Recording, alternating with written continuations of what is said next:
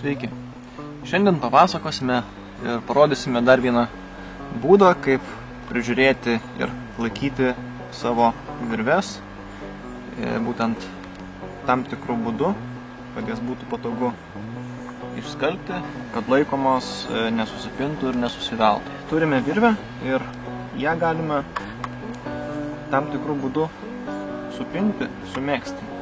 Ir tada jinai pati bus trumpesnė, storesnė ir nesusipins, nesusivels. Ir tokią virvę galima būtent tokioj formai dėti netgi į skalbimo mašiną ir ją išskalbti. Tam tiesiog reikia pačioj pradžioj virvės susirišti kilputę.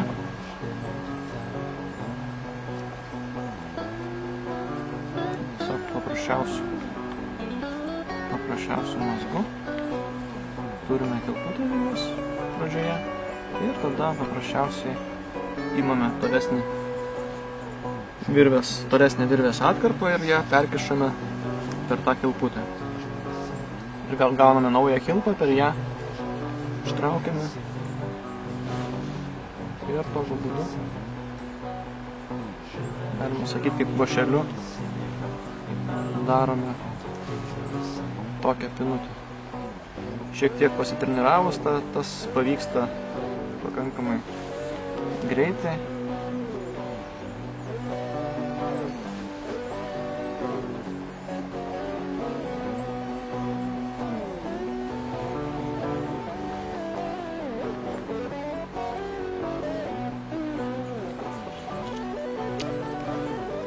Tai nėra svarbu, kad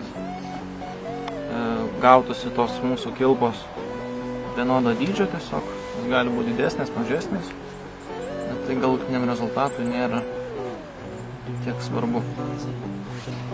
Matote, pakankamai greitai gaunasi ir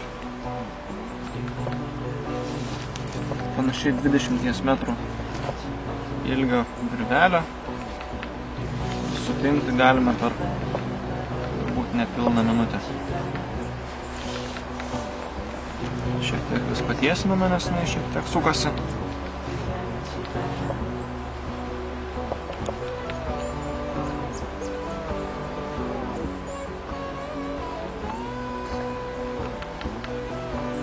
Ir tiesiog užbaigiant galime taip va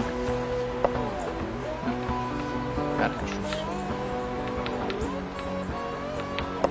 porą kartų palikti. Iš 20 metrų ilgio virvės gavome praktiškai poros metrų ilgio tokią pynę. Ją galime bet kaip susidėti, va taip, ir ten gali valiotis kur nors pas mus kuprinėje. Ir jinai nesusipins, nesusimazgios. Galime tokią virvę dėti būtent į skalbimo mašiną, jeigu jinai yra purvina susitepusi skalbimo mašinai. Irgi nesusipins, nesusimazgios. Ir kas svarbiausia, kad kai tos virvės mums vėl prireikia, ją galime labai nesunkiai išpinti. Tiesiog apie atlaisvinus tą galą galime traukti ir virvę labai greitai vėl galime paruošti naudojimui.